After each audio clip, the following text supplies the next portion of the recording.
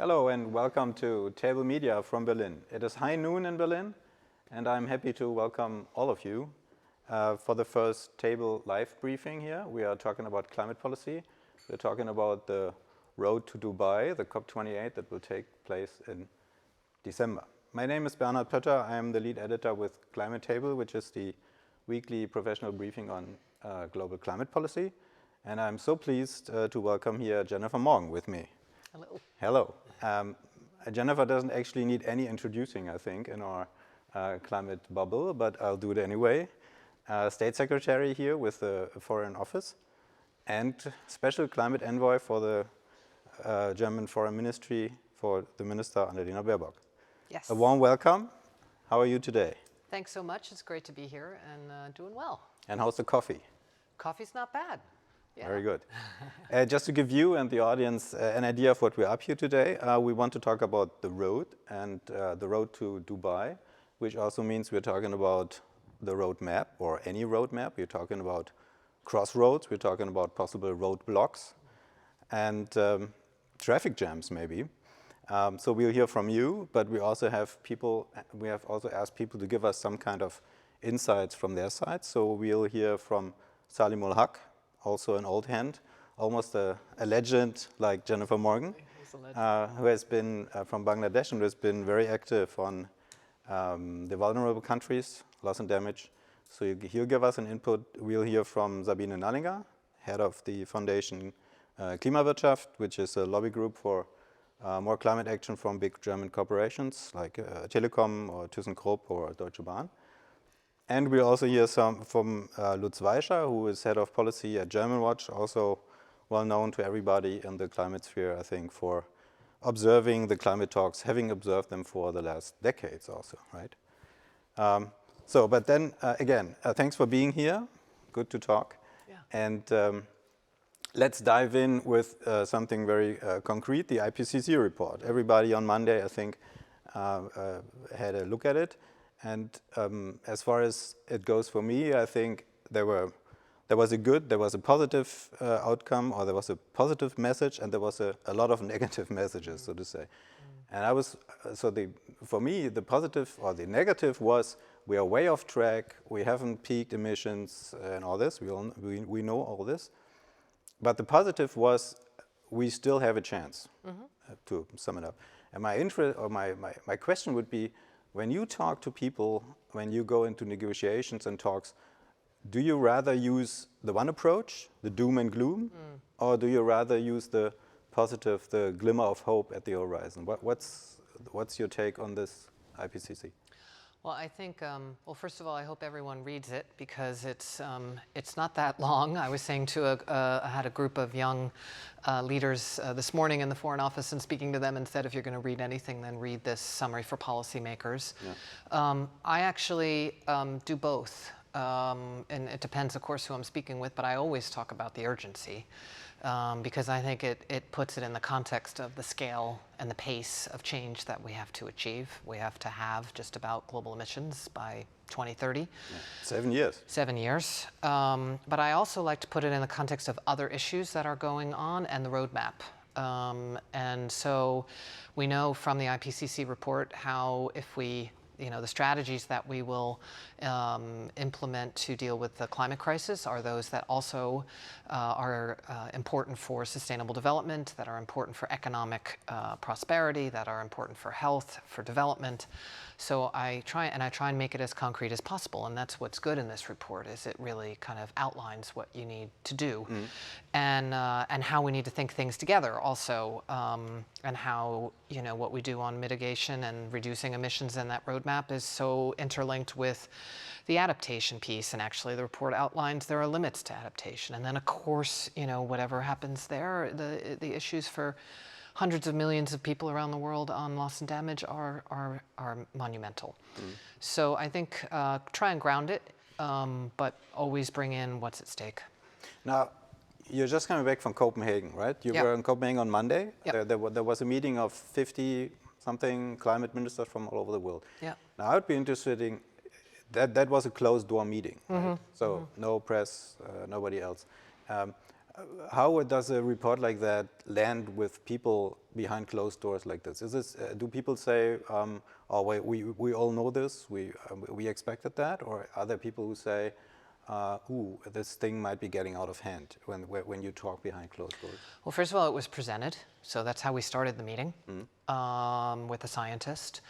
And then it was incorporated, I would say, into what people said. So it was, that we have to have a new roadmap. That's a big part of the COP this year, of this global stock take that we have to do on where are we, and the report lays it out where we are. We're off track, and the roadmap to get there. So I think, individual countries, of course, if you're from a small island state, then of course you bring in you start with where you're at and your vulnerability, but it's incorporated into the discussion. And I think that's what's so important about the IPCC, is that it's really the foundation. It's always been the foundation for the negotiations. And so what was agreed on Monday is now the foundation for the upcoming COP meeting. And it was part of the discussions. I certainly brought it in all of my interventions, but others as well. But is that really the foundation? I mean, when I talk to scientists, to IPCC scientists, they sometimes are very frustrated. We say, we've been saying this for years and years, and this is the 6th report, we've been saying this, and we don't see the action on the ground that we need to see. So how much of the urgency and of the science actually gets into the policy making? Not enough. I think the facts are the foundation. So when you have an IPCC report, you can't debate anymore in policymakers with whether we have a gap or not. You can't debate whether or not every 1/10 of a degree matters. You can't debate anymore that solar and wind are the most affordable, best ways forward if you want to tackle, because it's there in black and white, and it's even negotiated in a summary for policymakers. The urgency then has to come through a range of different ways. I mean, I think some countries feel the urgency every single day, and when I sit together with people from islands, that is, they bring it into the room. Others have other national interests that seem to come first rather than the urgency of the issue. And that's why a societal debate is so important. That's why governments need to hear from civil society and business and others who I think can bring the urgency more in. And that's this kind of, not dialogue, but that's why we need this major, we're in a crisis, so you need to be engaging everybody in how we get out of it. And are there some points where in a negotiations, in a COP negotiation, for example, you walk up, and not you, but anybody walks up to people who are basically on the brakes and say, but you, in the IPCC, you agree to all this. Absolutely. You said, not in terms, but you said basically we need a fossil fuel phase out in the IPCC. Absolutely. And here you're blocking it. Is that so this is being done and this Absolutely. is being used like that? Absolutely. Absolutely. And does it work? It helps, yeah, it helps. I mean, that's why, some of my biggest heroes and heroines are the scientists of the IPCC, because they bring through the process. It's not an easy process, but they bring the science into the policymaking space. And then as policymakers, absolutely, I can say, look at this graph. Right? Look at this sentence that says the decisions we make here are going to decide the future for thousands of years. That was one of the most powerful sentences for me personally in this report. And then also when you get into the nitty-gritty of the negotiating, but wait a minute, you already agreed this. So why don't we just take this and put it in there, right? So that's what I mean by the foundation. You need to have the pressure and the engagement and everything around in order to make that then become law. So taking it from the IPCC that was just here, looking into the road, looking on the road, so to say, for the next year, I would be interested, maybe you can walk us a little through this year, the upcoming year. So we have now the IPCC, next week we'll have here in Berlin the Energy Transition Dialogue, we'll have Petersberg, we'll have the COP. So what are your goalposts, so to say, for this year? So indeed, next week we have over 50 ministers and delegations coming for the Berlin Energy Transition Dialogue, and that's all about how to accelerate the energy transformation to renewable energy. Then in early May, we'll have the Petersburg Climate Dialogue here, and that's a meeting that Germany has hosted with the incoming COP presidency since the year after the Copenhagen meeting. And that's really an important meeting because we want it to be a roll up your sleeves ministers and okay, how are we going to solve some of these problems that we have. Then I think the next key moment is the, well, in between actually you have the spring meetings of the World Bank. And in April. And that's very important because we know we need a reform of international financial institutions, and so that's quite a key moment there. Then you go to September, and Secretary General Guterres has said that those who bring new action are invited to a summit on climate in September. So that's... So a special summit along the General Assembly. Correct, correct. So there you have to, that's one... So not many will come. Key moment. Well, that's what we're working on. We need more ambition from everybody. And then there's the fall meetings of the World Bank and the international financial institutions. That's in Morocco this year. Then you have a pre-COP where countries come together, hosted by the incoming presidency, and then you have the COP itself. And then, of course, in between, you have all of the bilateral meetings, you have all of the different things that are going on. So we can be using our climate foreign policy really to be building coalitions that are driving this roadmap, because we need a transformational roadmap as a response. This year, we have the first review, this global stocktake. It sounds really geeky and technical, but it's actually quite fundamental. It's like the heart of the Paris Agreement, because it's the time where formally we look and say, are we on track or not with the 3 goals from the Paris Agreement, the 1.5 goal, the adaptation goal, and the finance goal of shifting the trillions. And then it's not only about are we on track, the IPCC report tells us that, it's all right, where do we go from here? And there we are very much pushing for a transformational, very concrete. We know the set of actions that we need to take.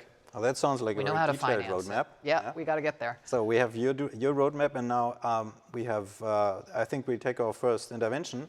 We hear from Saleemul Huq, who will tell us what to do. Hello, I'm Saleemul Huq. I'm Director of the International Center for Climate Change and Development at the Independent University Bangladesh. I send you greetings from Bangladesh. I'm going to start by acknowledging and thanking the German government for your proactive support in tackling the issue of loss and damage from climate change, which is what I have been working on for many years, and to help us achieve the major outcome on this topic at Sharm el-Sheikh in November last year at the 27th Conference of Parties, where we have all agreed, all countries have finally agreed to set up and look at funding for loss and damage. And I know Germany has already been proactive on this with your Global Shield. You're already doing things which are very welcome. And you also will have a member of the Transitional Committee, which has just been set up under the UNFCCC. So my expectation of Germany going forward in the short term is to make sure that the Transitional Committee delivers its work in real time. The reality of the problem is very urgent, not in UNFCCC time. UNFCCC time means many years before any money will start flowing. We need the funding to start very quickly. In the last few days, the island of Vanuatu has been hit by 2 cyclones, one after the other, that have devastated the island. At the same time, Hurricane Freddy traveled across the Indian Ocean and hit the island of Madagascar, crossed Madagascar, and hit the mainland of Africa, the countries of Mozambique and Malawi on the other side. And then instead of dissipating as normal hurricanes do, it moved back into the sea, gathered more energy, and is hitting those countries again, twice in a row. Unheard of, never happened before. That is what climate change is looking like. That is what loss and damage from climate change looks like. The people of Vanuatu, the people of Mozambique, the people of Malawi and Madagascar, they expect the Transitional Committee and the UNFCCC to deliver something by COP28. Not COP29, not COP30, not COP31, but COP28. And I hope Germany will help that happen. Okay, so we've heard that. Saleemul Huq. I liked especially his distinction between real-time menu and FTC time. It's a very important distinction. But taking up on that, what does it, I mean, he says we need to be faster, of course, but what does it take to get on the fast lane on this road? How do you accelerate action?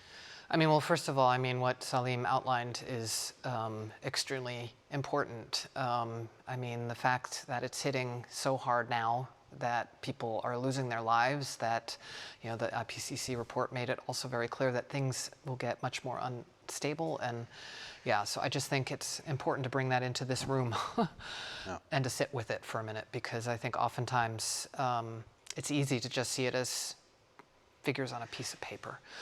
What it means, I think, right now is this transitional committee, where Germany is actually sharing a seat with Ireland, which is now going to, I think the people are traveling right now to the first meeting. I think that group has to be transformational in its approach. It's transitional committee, but it has to be transformational in its approach to be fast. And what do I mean by that? I think that what we are hoping for is really working substantively to look at, okay, where are we on this issue? What are the gaps? Because that was one of the key things, all the gaps that aren't there in terms of funding for addressing loss and damage. And what are the solutions? What do we have now in terms of institutions, and what can this new fund be as part of a mosaic, right? I like the word ecosystem a bit better, but the negotiations chose mosaic. Because we know that there are different parts of it, and we need to be thinking through, okay, there's humanitarian aid, but that's separate, right? And so this group of individuals has a huge responsibility and a real need not to go into negotiations very quickly, but rather to be thinking together. So they're actually having a retreat first, and then they'll go into the substance. So I think that can speed it up, because my experience is the more that one can align around common goals. I mean, for Germany, for the European Union, I think, well, that's the decision we made in Sharm, that it's for the most vulnerable countries, right? And so let's just decide that, and let's not have a negotiation about that. Okay, we have to figure out how to define it, but let's not reopen that. But it sounds like an almost impossible task. I mean, this committee is charged with doing something that the COP didn't come up with. Maybe that's easier to do it in a committee than in a COP. Yeah. But then still, I mean, we've been debating this for 10 years, and now they are supposed to solve it in 8 months, and they're going to meet only 3 times or 4 times. So is that possible at all?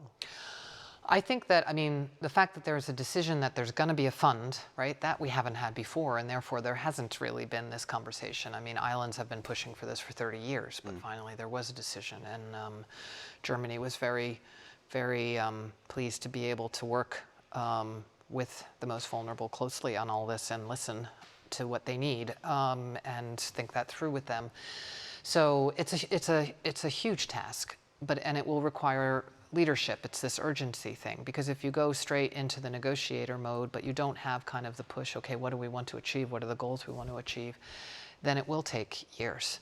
And we don't have those years. So it's a big task. It will, of course, there's this committee, but there's all the people around these committees. So the discussions that we need to be having, you know, obviously at the Petersburg Climate Dialogue, we'll have that at the ministerial level so that we can be trying, I mean, we need to wait for the transitional committee to move, but we can already start to be having those, okay, what does this framework kind of look like? Let's try to see if we can make this concrete, for example. So what would be your or the German roadmap goal for COP28 in this term, loss and damage?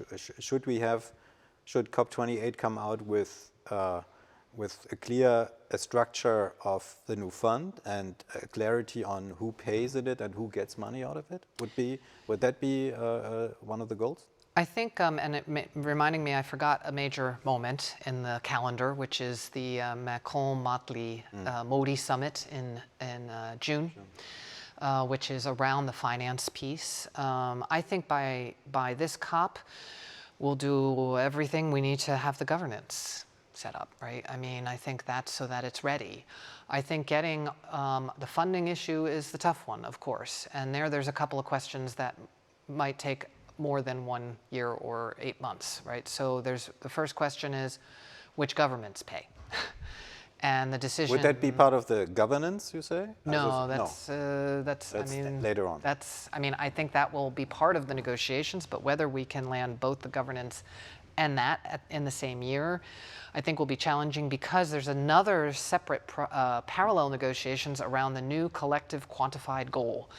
Right, and that is who pays after 2025, because we know since Rio, it's been annexed 2 countries as it's known, developed countries that are paying, and now the question is, okay, who pays afterwards? And that is linked in also with the decision on the loss and damage fund, because the decision's quite clear that it's not only those countries, but it doesn't say who else. It doesn't say how. Is it? I mean, and we would expect that those... It invites other countries. Yeah, and it, we would expect, I mean, gosh, the world has changed a lot since 1992, and we would expect that those countries that are able to, anybody who's able to, I mean, I learned this week, the Adaptation Fund actually has a window that anybody can fund. So there were church groups that were really worried in the US after the Trump administration got elected, and they started putting money into the Adaptation Fund. So, but within nation states, of course, that's a very big negotiation. So, but you're saying that is too big a piece to swallow by COP28. I think that will be hard.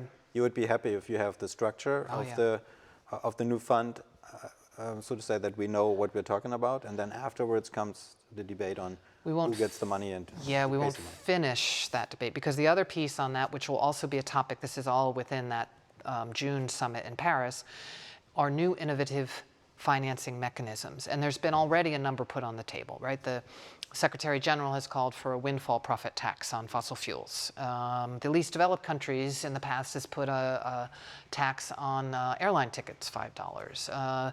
Other countries are talking about bunker fuels, right?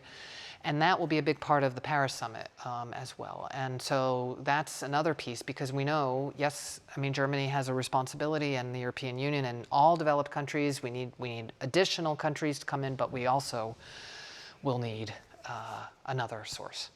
No, okay, so this would be loss and damage. Next chapter would be finance connected to that for this year. Yep. Will we finally see the 100 billion this year? We got to.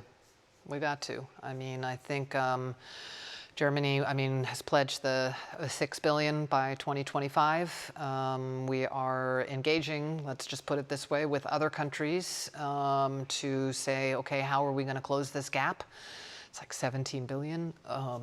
We need to close this gap, and it's essential. And these 6 billion in Germany, are they fixed in the new budget already? Working on that. Very important that it is in the budget for 24 and 25, and that's certainly what Minister Baerbock and I and others are working to bring into the budget discussions right now. Yeah, not an easy task. Nope, but necessary. Next step would be adaptation. Yeah. Adaptation. Will we see a global goal of adaptation at COP28 that has been talked about? And I could never imagine what that means, actually. That's the challenge. So yes, I think we will see a goal. I think it's still quite open, or there's a few ideas out there about what the goal could look like. And I think the challenge is that we know that in order for adaptation to work, it needs to be local. I was in Bangladesh. It was my first trip as a state secretary and special envoy, and there I saw it more than anywhere else. You know, I mean, if you don't have local communities involved, you're not going to be successful, and Saleemul Huq has been a leader on that. So part of it, I think, is the principles, like how do we have a global goal that's implemented locally? Some ideas are, you know, every country should have a national adaptation plan, but let's commit to actually get those done, especially for the most vulnerable countries. Other ideas that are out there are, what are the global issues? Food security, water. I mean, we have the water conference going on right now. How could those be formulated? Obviously, the funding, again, is key. So we've committed to double adaptation by 2025 globally. Can we land a number on that we actually, so that the developing countries actually have confidence that that's going to be met? So it's that's a key one as well. But you say we will, or we might see the global goal of adaptation. It's scheduled to be decided this year. That's what we're aiming for. Okay, next you said it, World Bank reform. Mm-hmm. That's not a COP issue, but it's another track, but parallel to that.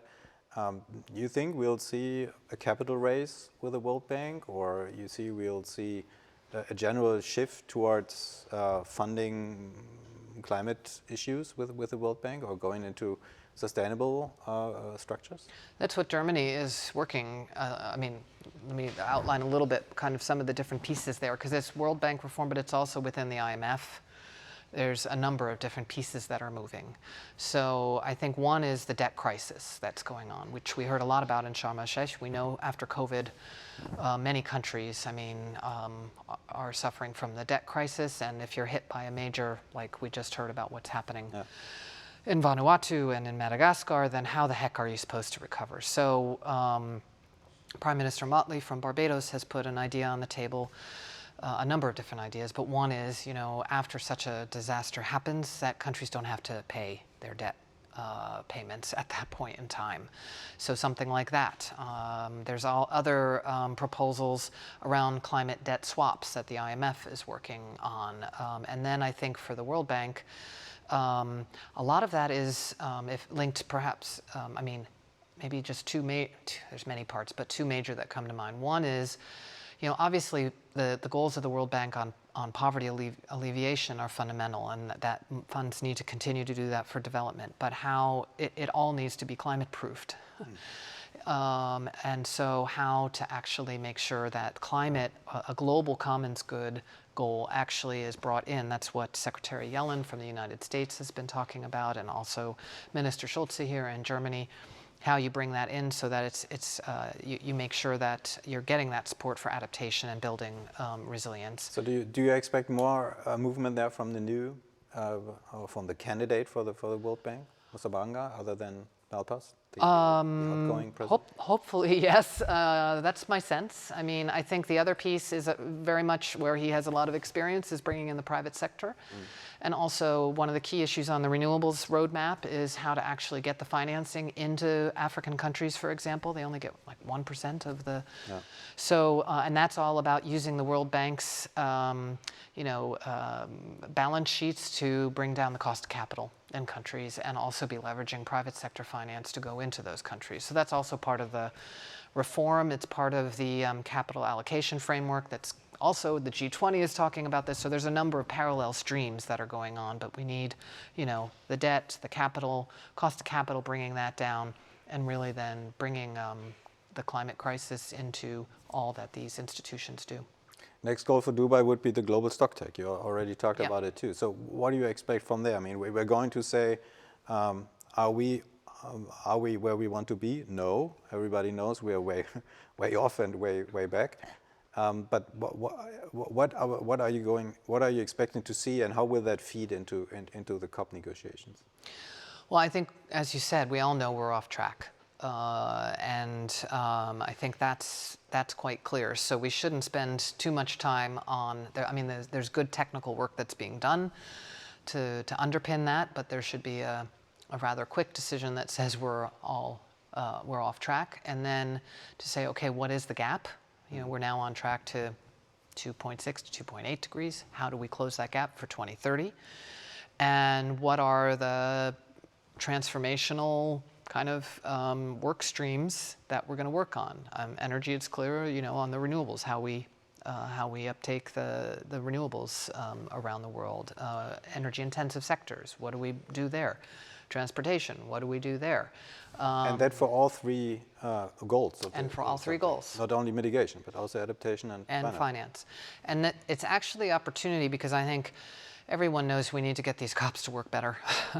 So I think it is the opportunity also to be linking this stocktake with the underlying kind of processes that are going on. So there's a mitigation work program. Well, that should actually be working on this kind of transformational action plan. There's decisions on adaptation, out of Cancun. How do we bring these together so that we're thinking it together? And obviously finance is a cross-cutting theme across all of them. One of the key things, the third goal of the Paris Agreement, is actually to align financial flows around the world with the Paris Agreement 1.5 goal. So shifting the trillions. Shifting the trillions. It used to be shifting the billions. Now it's now it's the trillions. So They are also, and that's where you link into the MDB reform, what the IMF is doing with $100 billion, of course, but the mainstreaming of climate across the board so that you can be achieving those goals as well. So it's a big year. Yeah, and last but definitely not least would be mitigation. So at COP28, are we going to see something like a fossil fuel phase out?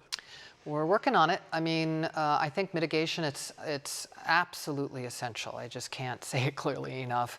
Obviously, we need to make the progress on loss and damage and adaptation, but it all, you know, we need a breakthrough on mitigation. We need to decide we're going to peak emissions as the IPCC recommends, you know, before 2025 and get that halving. So that needs to be very clear, or the 43%. And then that means a phase out of fossil fuels. That means a phase in of renewables, you know, a terawatt goal, global goal. And that means then also the finance needs to be there as terawatt well. goal, that the COPs could say we want to have that much terawatt goal by 2030 and renewables. Yep. I think we need to scale up. We know how much we need to scale up, so let's give ourselves a goal and let's get much more real about it. And that can then help and then say, okay, well, what do we need for that goal? We need the finance, but we also need the technical capacity. We also need the policies and measures. So it's a little bit like what we and others have been doing on the just energy transition partnerships. It has to be just. I mean, we need to be thinking the social and ecological together. But we know this is the most affordable, most effective way forward. So let's would you have a figure for that? How many terawatts would we need till 2030? Studying that, I mean, I think the International Renewable Energy Agency is a good body to be thinking that through, and that's what we'll be looking come up with a figure. Okay, that is quite something for COP. So the road is not so long, but it's very burdened with, or heavy with ideas. We need to be bold. Look, I mean, this is the thing, and bring in these ideas and bring in, you know, the private sector that can help make it happen. Of course, civil society and the think tanks that can help make it happen. It needs to be just, and of course, that's why the finance outcomes are so important. But wenn nicht jetzt, wann dann, as you would say in German. If not now, then when? I mean, we're on this cliff. IPCC has told us, so that's where we're going. One more thing on this road to the COP. There are fellow travelers, right? There's a lot of. Sometimes there's a traffic jam. Sometimes there are people who want to go on to abolish the speed limit and be faster, right? And one of this is the High Ambition Coalition, right? A coalition of countries that comes together from Europe, from the island states, LDCs. And in my view and in my experience, I have only seen this coalition when the going gets rough. So I don't see it as a permanent institution, a permanent voice in this. Do I just don't see it and don't hear it, or why isn't there anything like this being forged into a force for the COPs? It is still working. So there was, for example, a response to the IPCC report from the High Ambition Coalition with quotes from the different countries there. There was a press conference, you know, at the end of the COP last year. There are still discussions going on. So it is, and I think it's more needed than ever. To be working together, north, south, east, and west on it, and that is in no way organized as, for example, the G77 is, or other groups are, right? No, it's led by the Marshall Islands, and the Marshall Islands calls countries together and says, okay, what do we want to try and achieve this year? And it's a place, I think, for countries to be working that through together and driving the most ambitious outcome. And a lot of what I do in my climate diplomacy, obviously, is also work to forge those kind of alliances, whether it be bilaterally, plurilaterally, or as part of the High Ambition Coalition. Now, you've been on the road quite a bit after the COP. You've been to South America, you've been to the Middle East, to India. Yeah. So when you travel there and to talk to the people, this kind of climate diplomacy, what do you experience? What do people or do the countries rather come with expectations, or do they come with new projects, or what's the basically, what are you doing? Yeah, good question.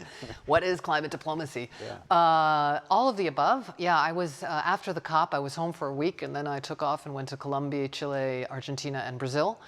And there, well, we obviously also talked about what had happened at the COP and tried to digest it, but we started talking already about, okay, what do we want to be achieving globally, but then how can Germany and country X or Y be working together to accelerate the energy transformation or to be working on reducing deforestation.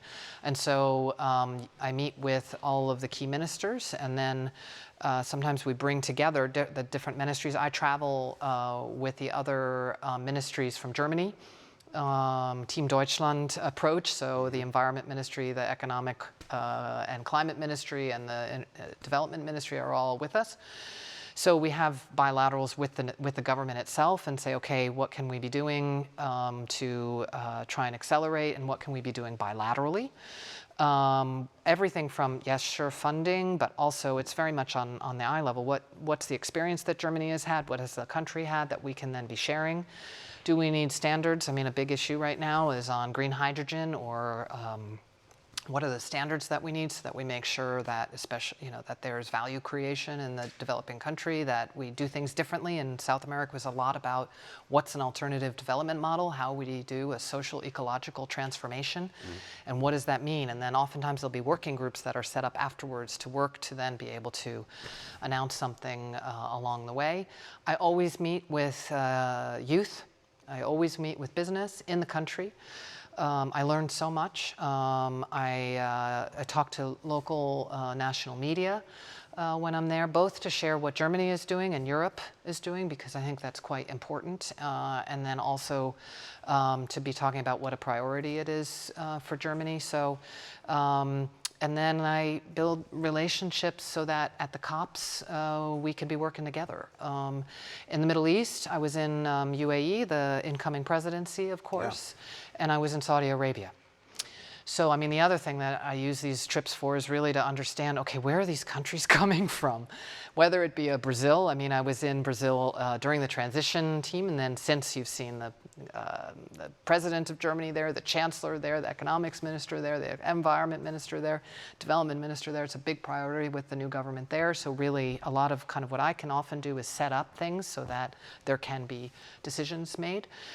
In the Middle East, it was, okay, what is the approach? I also ask critical questions, of course. Where are you on raising your ambition? What is your approach? What role does renewables play? How can we accelerate the transition with you? How can you be funding the transformation if I'm in a very wealthy region of the world? Yeah. So they're friendly and they're also challenging because, and that's part of diplomacy, I think, is talking about the hard issues and then looking for where you can collaborate. You're talking about Team Deutschland, about business, so I think we're going to hear our next intervention from the ClimateWirtschaft from Sabine Nallinger. Great. I'm pleased to participate in this event today. An ambitious and well-coordinated German and European roadmap to COP28 in Dubai is more important than ever. There are 3 points I'd like to highlight. First of all, we are not on track. We are not on track to reach our climate target of limiting global temperature rise to 1.5 degrees. The global stocktake will clearly show the gaps in mitigation, adaptation, and mobilizing climate finance. Let us use this assessment to update our national climate plans and increase our ambition. Business is willing to support you in this. This year, we need to make progress on mitigation climate change. We simply cannot afford not to raise our ambitions here. Climate protection is not only the order of the day, but also a driver for innovation and new technologies. My second point is that international cooperation is the key to decarbonize our industries. Because of the current geopolitical tensions, Europe must also send a strong signal of cooperation in the fight against climate change. Our strength in Europe is to support innovation for clean technologies and drive green markets and product standards. Transformation needs strong alliances. Regarding the ongoing discussion on the IRA, we welcome the fact that the US is back on board when it comes to driving climate ambition. Now it's up to Europe to do its homework. A pragmatic industrial strategy with focuses on the strategic promotion of net zero technologies, the manufacturing industry, and building the infrastructure for a climate-neutral economy is key. At the same time, we must try to ensure the highest possible level of fairness and competitiveness within the framework for a transatlantic and global climate partnership. And third, we must finally phase out all fossil fuels. Other than at COP27, there should be no discussion anymore around the globe phase out of fossil fuels, but there has to be a decision taking, including how and when the end of the financing of fossil fuels aboard. We must strive for sustainable policies that make us stronger through resilience, solidarity, and ambition. The business community is ready to work with you all the way down the road to COP28 to ensure that this year's COP will bring us back on track to 1.5 degrees. Okay, so much the voice from business, at least from parts of the business, German business community. Yeah, Sabine Nallinger, she mentioned the IRA, she mentioned the undertakings that are being taken in the field of business. My question would be, it seems now that after decades of doing nothing or maybe even the wrong stuff in business, one sees that a lot of companies are coming around and they are pushing for green solutions in any way. But at the same time, with the IRA and with the debate about CBAM and also the debate about China restricting its exports on solar, on the horizon there's something like the next protectionism trade war on these green issues. So is this how does this influence the COPs and the negotiations? Well, I think maybe, first of all, on the U.S., I very much agree with what Sabine was saying. I mean, we've waited a long time, and it's very good that the United States finally has legislation coupled with regulation that's, and is moving. And I think there are good discussions happening with the U.S. On the IRA from a European perspective, and the Clean Industrial Act. In a way that's now from Europe, it's really there to, it's a plan for cooperation around these issues. And I think it's quite, in a way it's a game on. But I think it's very important we don't have a race for subsidies, because that then from a developing country perspective can be quite problematic for them. I hear that a lot. So I think it's key that we, in Europe, I think that you see that in the proposal and the approach.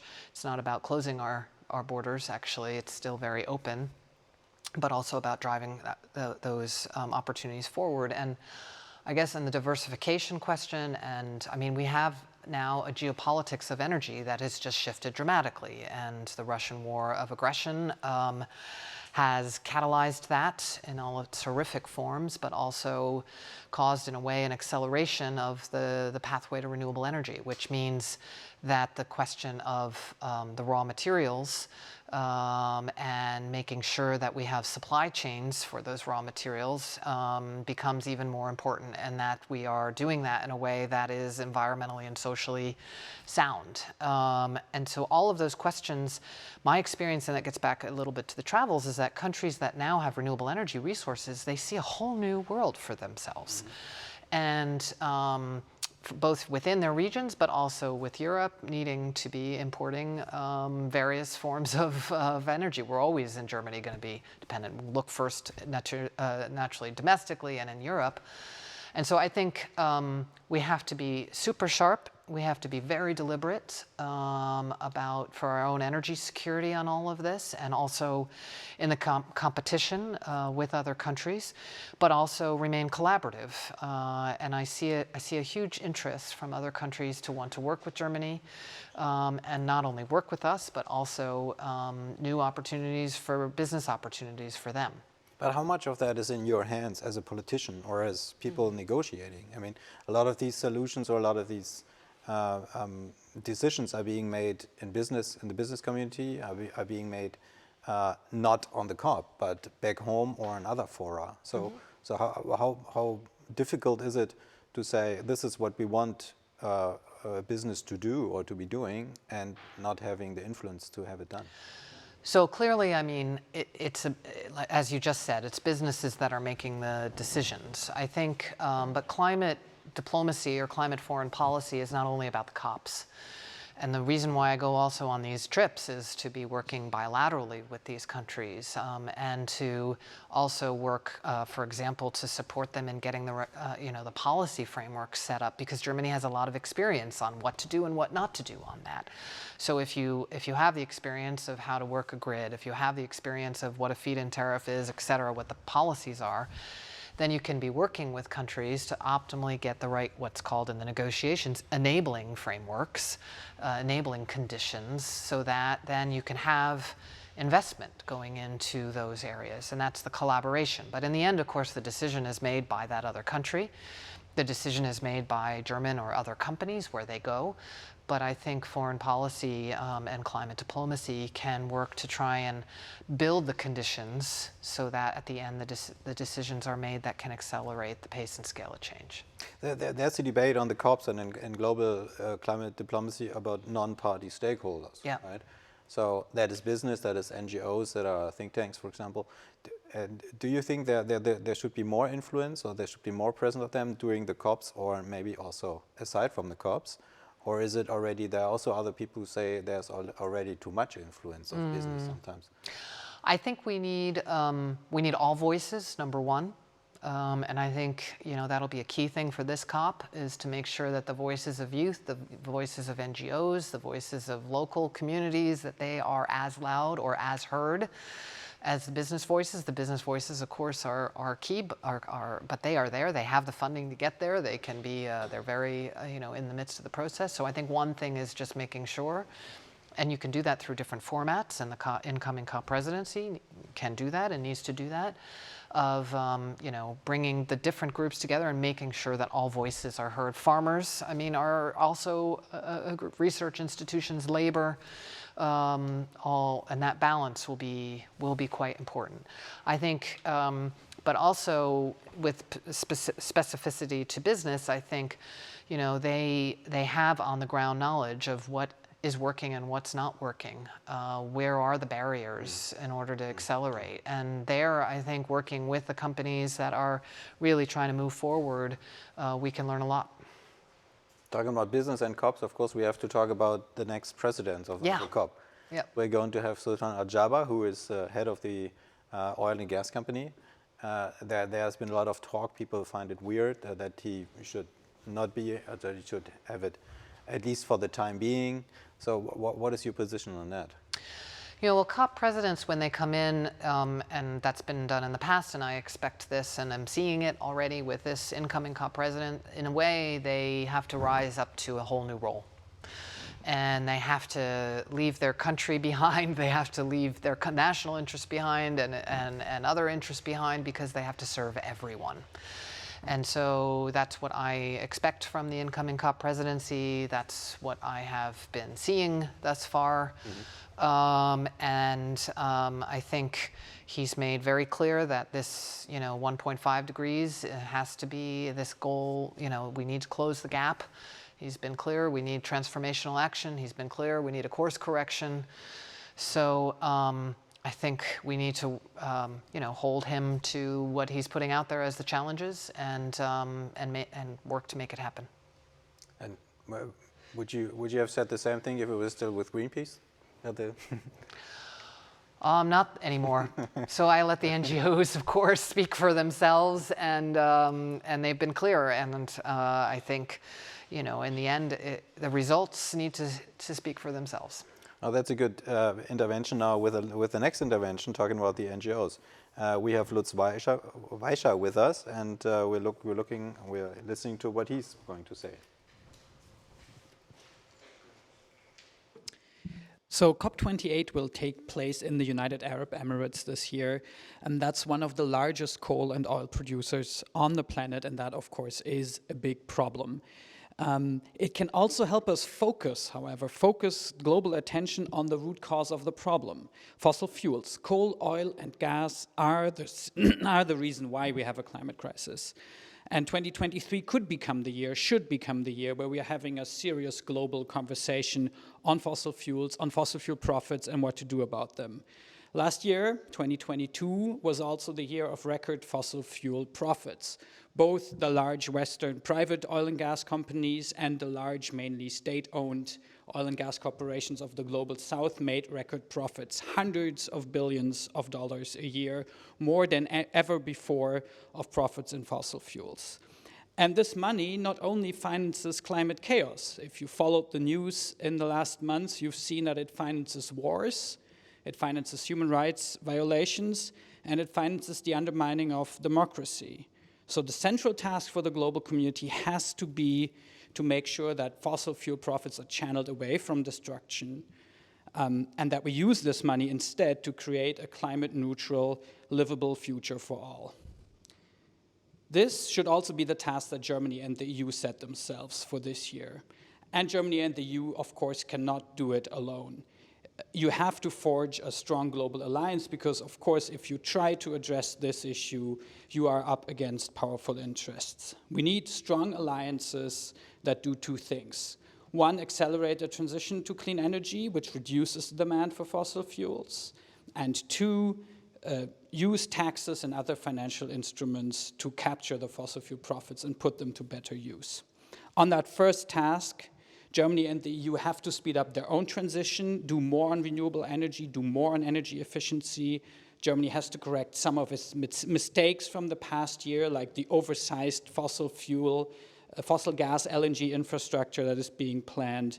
And this would then result in a European response to the call for an acceleration agenda from the UN Secretary General, who, as a response to the IPCC report, called on all major economies to come to COP28, to come to the global stocktake with a plan what they can do more this decade and what their ambitious climate plan will be for the next period, 2035 and 2040.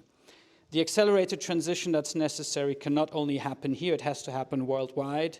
So rich countries like Germany need to support more just energy transition partnerships with countries of the Global South and underpin them with the necessary multi-year funding. The second task is then to make the international financial system fit for purpose. Support the many good proposals that are on the table. Use internationally coordinated taxes to capture some of the excess fossil fuel profits and put them to use for the transition. One concrete idea for this would be to convince this year's COP host, the UAE, to pay into the loss and damage fund. That would be one concrete idea to use fossil fuel profits to address the climate crisis. And of course, that will only be possible if you also pay into the fund yourself as a large, rich country like Germany. Okay, quite some tasks. Yeah. Not only World Bank reform and fossil fuel phase-out, but also an alliance to go on the profits for fossil fuels. Is that too challenging? Is that too big? Or is that really something that we could go on with? Well, I think both. I mean, this summit that Macron and Motley and Modi, all these leaders are hosting, these are the ideas that are on the table. I mean, the Prime Minister of Barbados has put something similar on the table on fossil fuel profits. And there's others that are on the table as well. So I think, you know, these are all being looked at very carefully and being discussed at the highest levels. And I think that's a good thing. I don't know where we're going to land yet, but I think that's important. And I think, in fact, as you know, as I was mentioning, for loss and damage, we're going to need other revenue sources, and including countries that are able to pay more. Big agenda, but big problem. And I think really the other thing is big opportunities. And that's what I think is expected out of this COP. Some people are saying this is the most important COP since Paris because of the fact that you have this global stocktake. I think it's clearly one of the most, or a very important COP because of the multiple crises, polycrisis that we're in right now. And also because the time is running out? The time is running out, absolutely. Having emissions in 7 years and knowing what every 1/10 of a degree matters, I think brings an urgency in that, you know, we all have to have that fire in our belly. I know when I read the report, the IPCC report, I mean, on the one hand, I was deeply moved by the level of the situation we're in, but similarly, I was more determined than ever to be working to make these types of transformational changes happen. From your experience tackling the fossil fuel industry, is that even harder in a capitalistic society where big corporations are outside of the government, or is it even harder in a country where they are state-run? Like if you go to Saudi Arabia, if you go to China, those are state companies. Does that make a difference in terms of trying to harness them? I mean, I think in every case, you know, what we're seeing is what the science is telling us, that we need to be phasing out coal in developed countries by 2030 and in developing countries by 2040, and we need to be phasing out oil and gas, you know, a little bit later than that, also in a sequential way. So whether it be state-owned, where you have the role of the government that's very fundamental, or whether it's in democracies, I think the science is quite clear on it. There's different ways to get there. But no matter what system it is, we know where we need to get to. Mm. Now, when you look at everything we talked about on the road and on what's on the plate, basically, it's a huge amount of work and a huge amount of things to do all at the same time, right? Yeah. How do you, is there something you prioritize? Or, I mean, we just ran through it from loss and damage to adaptation to everything. Are there priorities, or do you say it all has to be at the same time? I mean, for the world, it all has to be at the same time, everything all at once, in a way. I think what we try and do in Germany is really look at where we can make a specific contribution. I think on the acceleration of the energy transformation to renewable energy, Germany has a responsibility, and also, you know, an opportunity to share the lessons that we've learned of what hasn't worked and what other countries, to accelerate the pace of learning, which is very, very important because it's so complex.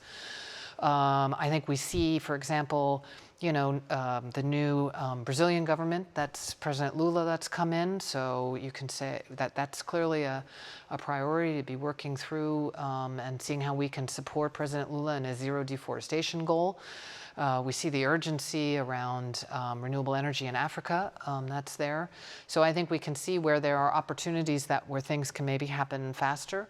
But then, of course, we need to you know, move on loss and damage and move on I mean, I think the finance reform is also, in a way, the key there is, okay, there's this window that's opened with the new leadership from the bank and the recognition of the importance of these institutions. Let's make sure that it's not just incremental, but is much more transformational. So I think you can see where you need to put more energy in, but then you know that you have to keep track on all of these things. So yeah, I guess you would say. But I think that's why, you know, Germany within the European Union, I mean, we work obviously very closely with Team Europe. And that's where we can each be looking, okay, where can we make the biggest difference? We're almost running out of time here, or we are running out of time, as always. But there's always, there's still, I think, a question from the audience, which I wanted to Oh, ask. great. So if my colleague could put us the question. Paula, yes? We have the Glasgow call for coal phase-out. Could you envisage similar COP calls for other sectors, for example, fossil vehicle phase-out or fossil heating phase-out? So a very concrete question, not only fossil fuel, but also vehicles or something. Is that feasible? Is that thinkable? I think, I mean, I think the idea of having groups of countries come together for phasing out either technologies or phasing in, I think is feasible. I think, you know, we are working, I think as Sabine Nallinger said, every country needs to be raising their full ambition of their national climate plans. But whether it be on coal phase out, whether it be on, you know, transforming away from the combustion engine or other areas, yes, I think those are areas that, that are needed. We know that there is a smaller group of countries, the G20, and that are fundamental for the change. So working with those countries to try and accelerate pace and scale in different ways is very much needed. And where Germany can play a role there, we certainly will. But need leadership from all corners of the world right now. Okay, so time is running out, which is a good metaphor to what's going on out there. Time is running out on climate also. Thank you so much. Very interesting. And we also see you won't get bored this year, at least not this year. That's for sure. That's for sure. We'll all have a lot of things to do and to talk about. Thanks so much for being here. Come back anytime. We can make this a regular conversation, very much so. Thank you very much, everybody who was listening in. And just for the audience, there will be a recording of this on the website. And so if you want to get back and see